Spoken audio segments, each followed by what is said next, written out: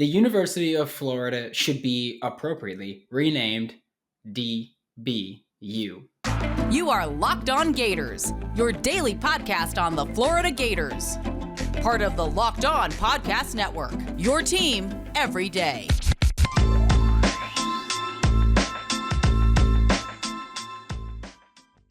Hello, and welcome back to another episode of Locked On Gators, part of the Locked On Podcast Network, your team every day. Thanks for making Locked On Gators your first listen of the day. We are available daily and free wherever you listen to podcasts. Happy Thursday. I'm Brandon Olson. You can find me on Twitter at WNS_Brandon. Find my written work with Whole Nine Sports. That is WHOLENINE Sports. And GiantsCountryofSI.com. And like I just mentioned, Florida, we're DBU. I don't care what you say, what argument you make. Shut your mouth. You lost. The things Florida have done with cornerbacks specifically, amazing, and 2022 will be no different. We've got the next great Florida corner on the roster already. And there are a couple of people who could take that title, but there are two that I really want to talk about right now. Well, one that I'm going to talk about right now, and yeah, you know how it goes.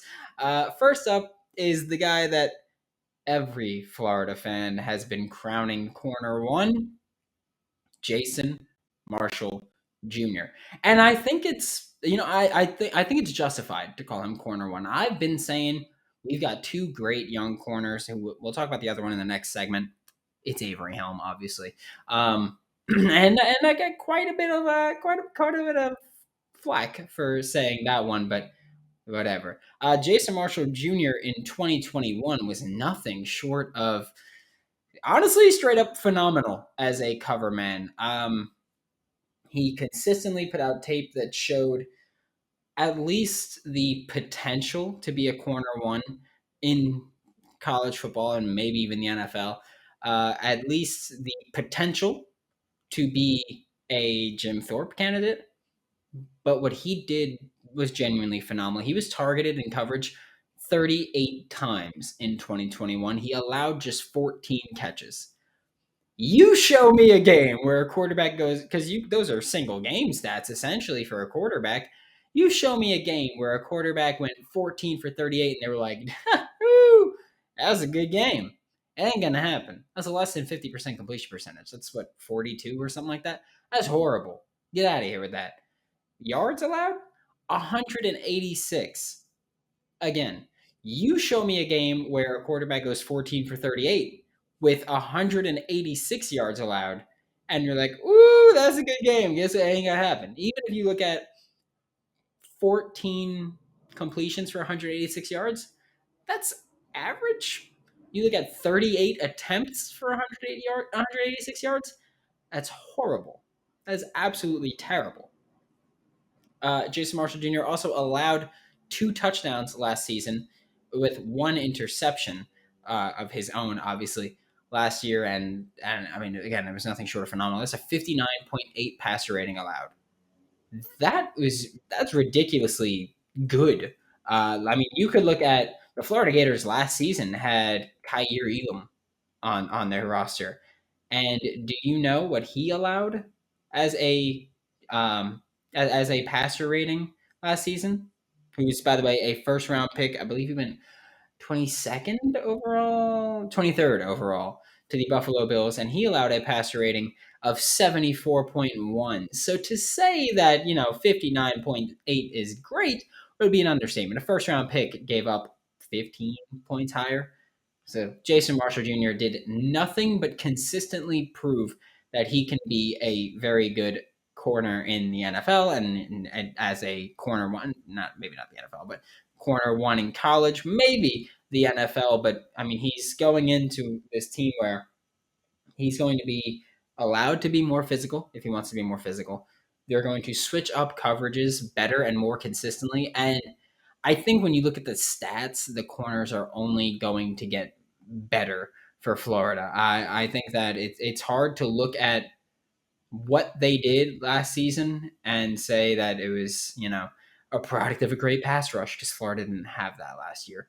But you look at Jason Marshall, and I mean, he had the second most targets on the team but the ninth most completions. That is phenomenal. That's 36.8%. That's, oh my God. He was so good last year. 54 of his yards came after the catch. An average depth of target was 16 yards downfield. He was targeted a lot downfield, and he consistently made plays on the ball.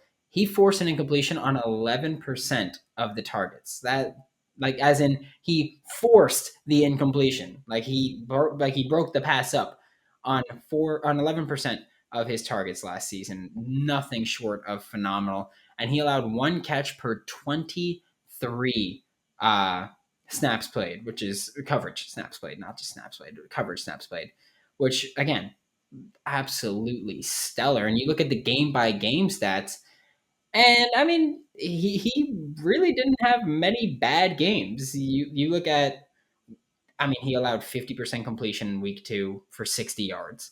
He allowed 100% completion on 2 targets in week 1. And then, I mean, what game is this? Vanderbilt. They targeted him 8 times. He allowed 0 completions, a complete goose egg. You look at the Florida State game, he was targeted 6 times, allowed 1 catch. You look at the UCF game, he was targeted twice, allowed 0 catches. He was nothing short of dominant throughout his freshman season. And I mean, he just, I can't get over how completely dominant he was. But there's another corner that we're going to talk about after this quick word from our sponsors. It is summertime. I am on vacation, as you can see. Clearly, I'm resting right now, but no, I'm on vacation and I feel pretty good with my body right now and my summer bod. How? I eat Built Bar every day. That is my snack because I have a sweet tooth, and if I don't have Built Bar, I will have chocolate or something else. And luckily, Built Bar is coated in 100% chocolate. Most bars have 130 calories, just 4 net carbs, along with 17 grams of protein. You could eat Built Bar and not feel bad. They have delicious, like mud pie isn't even slap your mama good. Mud pie is punch everyone you've ever met in the face good.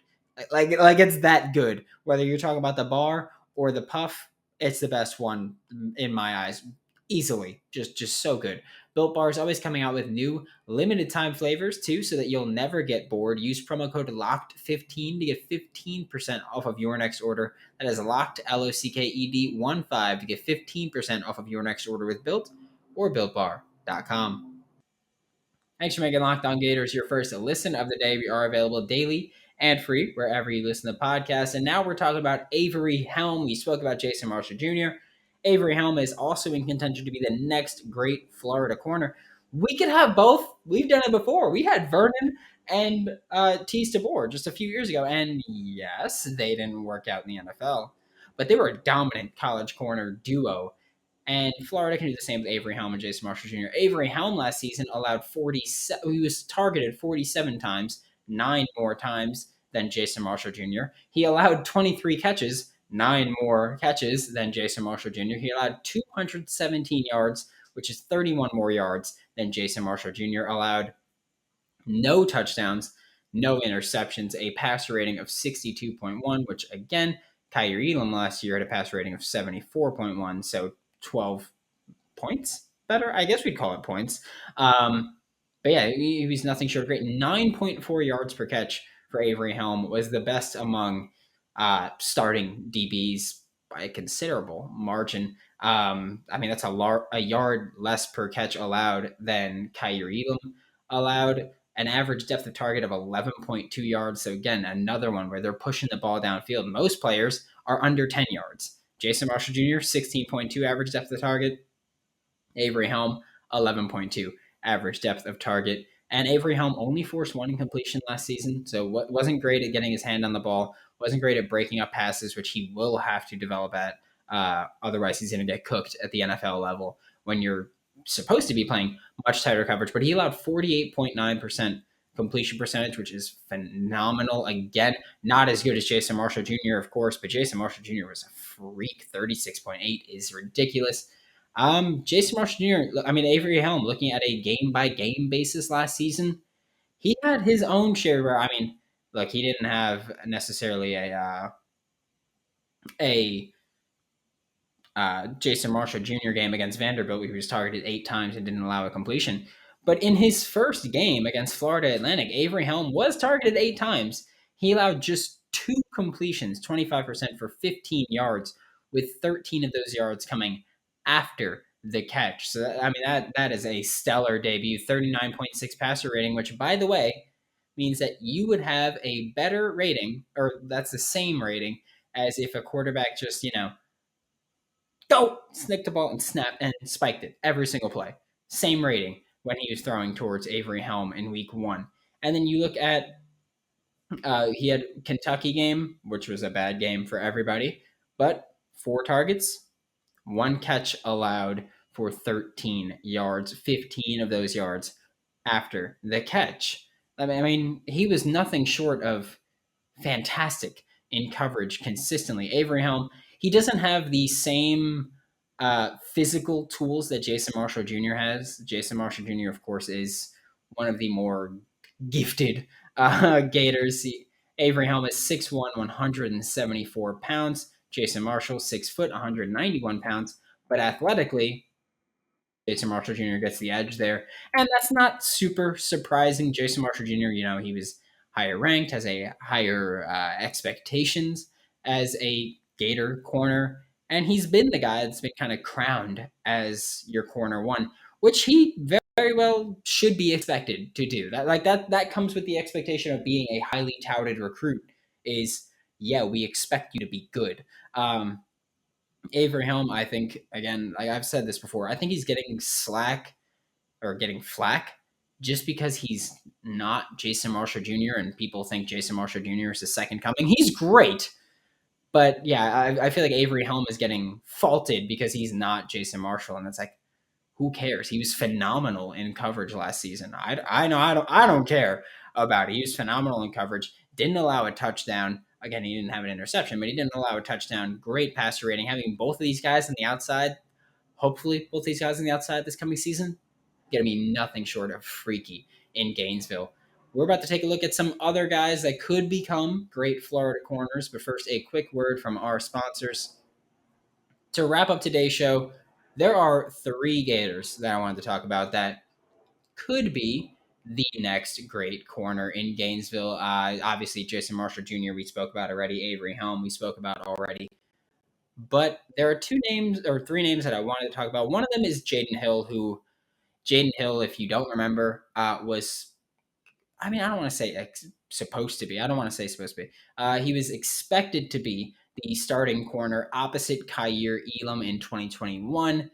Tore his ACL, and that was the end of his season. Obviously, he missed the season. He's been kind of the forgotten man where when we were getting into spring ball, people were like, oh, don't forget, Jaden Hill could be back this year, so don't worry about that. And then he's kind of, the hype has died down again. But, yeah, I think that he could still do it. Will he? I don't know. Jason Marshall Jr. is the guy where I also agree, like, he should be corner 1, or one of the starting outside corners. I think corner 1, corner 2 is kind of weird sometimes when they don't shadow, because it's like, who cares? They're still just playing wide corner. I think Jason Marshall Jr. could be a starting wide corner, and I think that Avery Helm should be the other one. And I know that there are people who are like, Jaden Hill earned it last year, he should do it this year. Last year ain't this year, buddy. So that's kind of where I stand on that. Where I love Jaden Hill, I don't know if I'd prefer him over Avery Helm. It's a guy that hasn't played in a year, and granted, we've seen people bounce back from ACL injuries, but we've also seen people where we go, well, you know what? The first year back from the ACL is not the great one. It's the second year back from the ACL when you're really back into it. There's also Jalen Kimber, who, he is someone who, when he committed to Florida, Gators fans forgot how to act. It's as simple as that. Jalen Kimber, he's new to the team. He was a highly touted recruit from Georgia. He was supposed to start last year for the Georgia Bulldogs, who ended up, of course, winning the national championship. But he got injured, and then he decided to transfer after the season, and he is now a Florida Gator. The thing with Jalen Kimber is, the only film we've got from him as a Gator really is the spring game.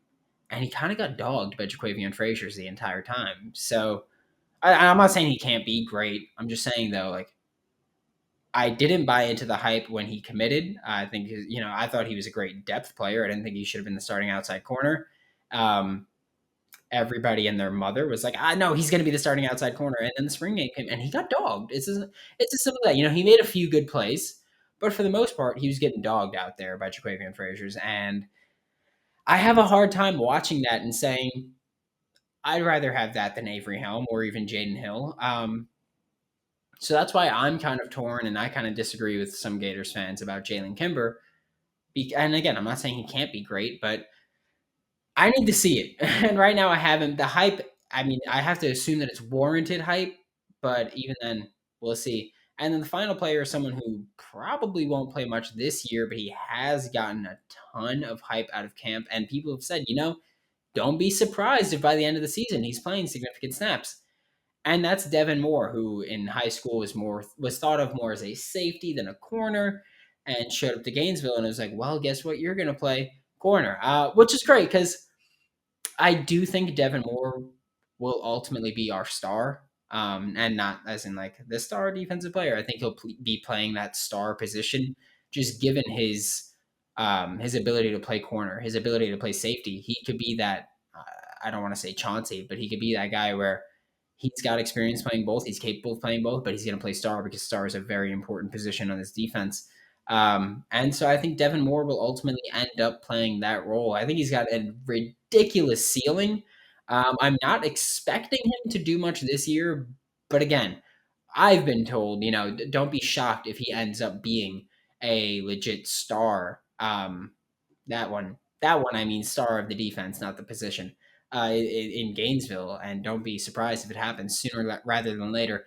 I will still be surprised. I don't care what people say. I will still be surprised, but Devin Moore looks like he could be the next Florida great corner, and he could do it from the star position, which would just be so much cooler because we haven't had that since Chauncey Gardner-Johnson.